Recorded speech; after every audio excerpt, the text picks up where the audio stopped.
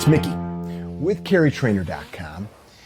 And yes, sometimes we need to take a deep breath. So, a report comes out that the projectile, supposedly the one to have killed Charlie Kirk, did not or cannot be matched to the barrel of the alleged shooter. Thus, we all must draw out, deduce, infer that there is another shooter on the grassy knoll. Or maybe it was Israeli operatives that made his microphone into a miniature explosion. Or maybe aliens from outer space shot a photon laser beam from a satellite. Or maybe the truth is a lot simpler. Now, first of all, I never in such a situation will suggest that I have all the facts, but I do know this. Listen, the air quotes, science of ballistic matching a bullet to a barrel is not science at all. How can I say that?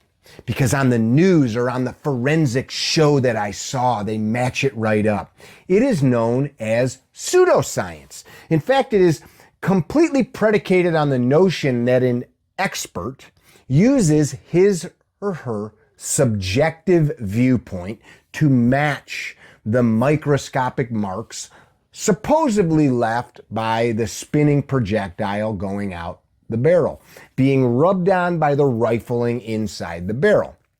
I suppose it could be a smooth bore as well. It is known to be pseudoscience because it is very much looked at to be a subjective viewpoint. In fact, dental records have a similar record in court cases. There are people that get off after years of sitting in prison when a better expert or better imaging, better bite mark technology has come into light and people have gotten out because some doctor, some dentist, some surgeon got on stand and said, yep, that bite mark is that guy's mouth. And then years later, it was proven to not be the case. Here's the thing that we need to think about. Just because some outlet says it's not the bullet or the bullet doesn't match, it doesn't mean squat.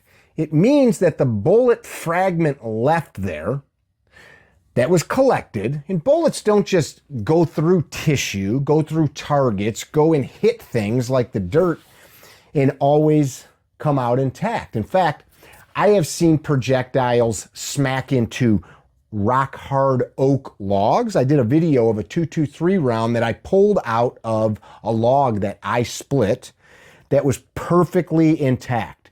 And how do I know that it was a .223 and how do I know that it was fired? Because I pulled the trigger.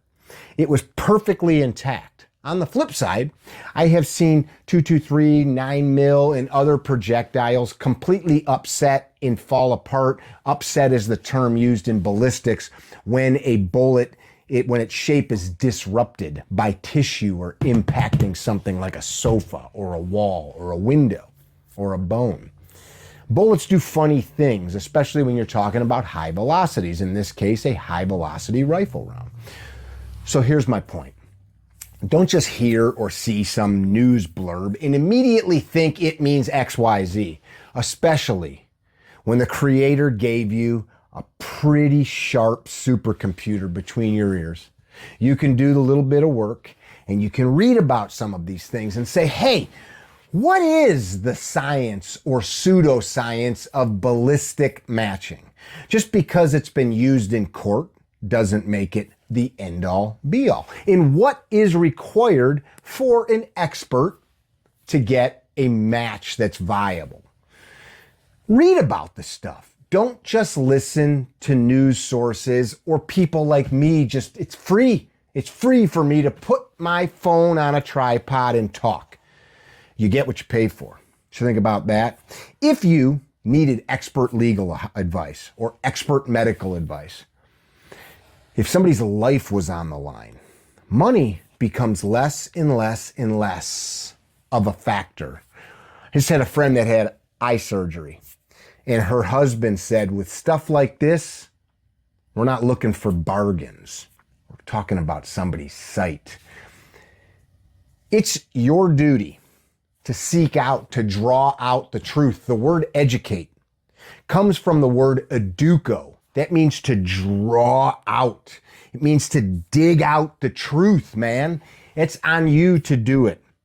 We have all this information available to us, AI tools to search and parse and find out what's down in this massive filed cabinet that's ours.